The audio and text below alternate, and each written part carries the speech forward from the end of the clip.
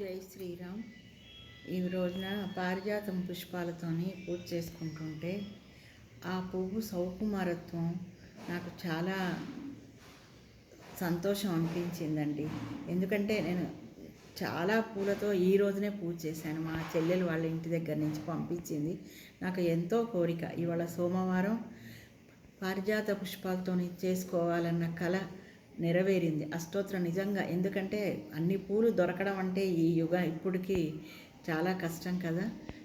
అయితే ఇవాళ చేస్తుంటే ఆ పువ్వును పట్టుకొని చేస్తుంటే ఆ సౌకుమారం, ఆ లాలిత్యం నాకు చాలా సంతోషం అనిపించింది. ఆ పువ్వు ఎంత రెక్కలు ఎంత వడిలిపోయినా ఆ కాడ ఎంత దృఢత్వం ఉంది.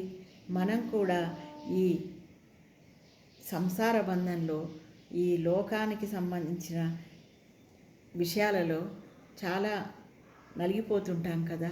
అయినా దృఢంగా ఉండాలి అని నాకు ఆ పారిజాతం పుష్పం నేర్పించింది.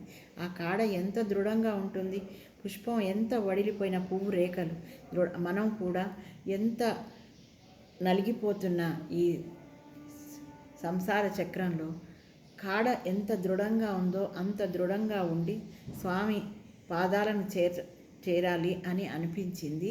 ఇది నాకు సంతోషం అనిపించి మీతోని షేర్ చేసుకుంటున్నాను.